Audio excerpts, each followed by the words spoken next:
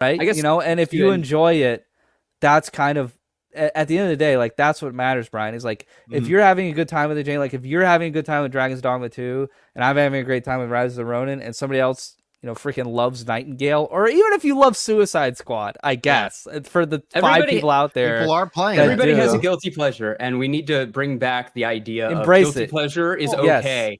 You There's know, there I think, and it's kind of a final thought before we start kind of wrapping up the show, is that I think there's also this sense that we've seen from, and we're all content creators here, but we've seen this like push where gaming is also now big business, or it could be big business, for especially if you hit a certain like tier of attention.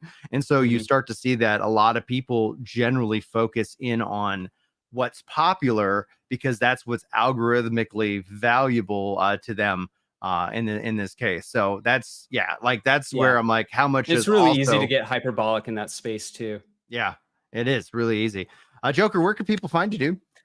You find me on Twitter at DSR_Joker or on YouTube at Darkside Royalty. Kirk, your turn. at Warmer Gray. Got a review up for Tekken 8. Eddie Gordo came out today, so go check that out on Pure Dead Gaming. Wrote that review myself. That'll be on Open Critic as well. Got a video review on the channel, What's New Video Games, and I've got that Rise of the Ronin guide that Brian mentioned earlier, so make sure to check that out as well.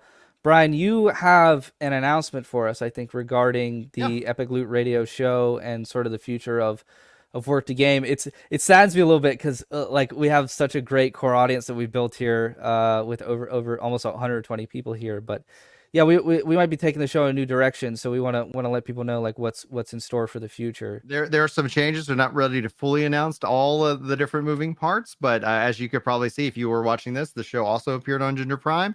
Kirk and I might be we're going to be syncing up and coming up kind of with like a where is this podcast going to be homed in that regard. So stay tuned for more details. So the best way to do that is to subscribe to Kirk, subscribe to Joker, and but just so people know, like if they're Mhm. subscribed to Work to Game, they might want to like follow your Twitter or my Twitter, subscribe to our YouTubes, because like we're not expecting the podcast to continue to air on Work to Game specifically. We don't know where it's going to end up, but it's life, shelf life as having Work to Game as its home. The Epic Loot Radio podcast seems to have come to an end here, so this will probably be our last one on Work to Game.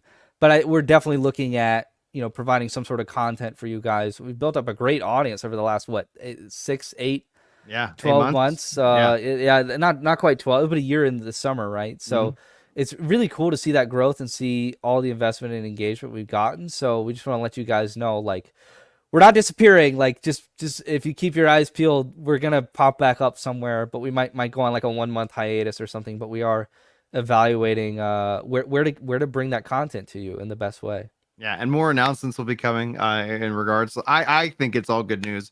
It was a long time conversation needing to be had, and so we got some moving things in the background. Not to be a complete tease about it all, but hopefully you guys look forward to the announcements and the changes that are coming. So thank you guys for everybody who's joined us today, whether you've been watching on Ginger Prime, or you're watching on Work to Game, or you're watching on Twitter, or you're watching on Twitch.